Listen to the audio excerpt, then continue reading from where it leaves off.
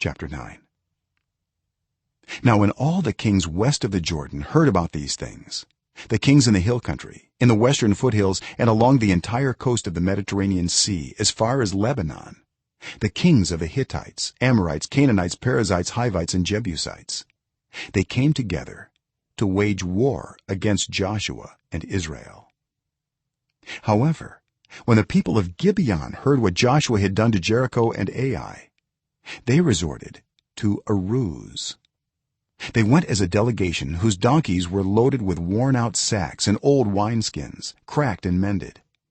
They put worn and patched sandals on their feet and wore old clothes. All the bread of their food supply was dry and moldy. Then they went to Joshua in the camp at Gilgal and said to him and the Israelites, "We have come from a distant country. Make a treaty with us." The Israelites said to the Hivites, "But perhaps you live near us, so how can we make a treaty with you?" "We are your servants," they said to Joshua. But Joshua asked, "Who are you, and where do you come from?" They answered, "Your servants have come from a very distant country, because of the fame of the Lord your God. For we have heard reports of him, all that he did in Egypt, and all that he did to the two kings of the Amorites east of the Jordan, Sihon king of Heshbon and Og king of Bashan, who reigned in Ashtaroth. And our elders and all those living in our country said to us, 'Take provisions for your journey, go and meet them, and say to them, we are your servants. Make a treaty with us.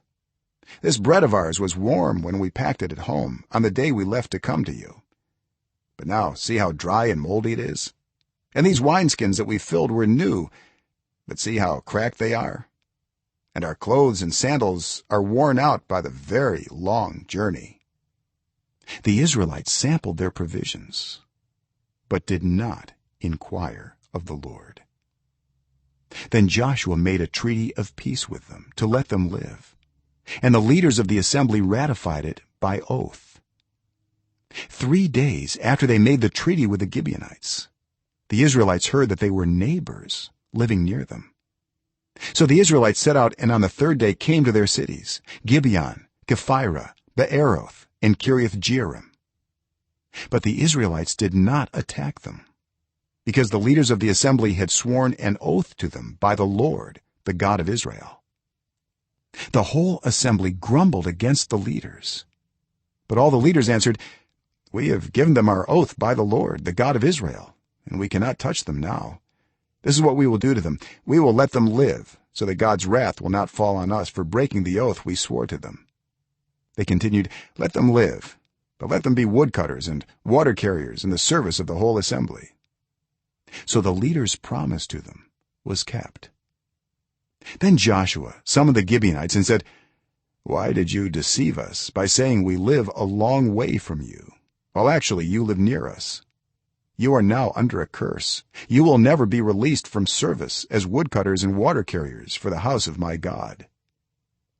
They answered Joshua, "Your servants were clearly told how the Lord your God had commanded his servant Moses to give you the whole land and to wipe out all its inhabitants from before you.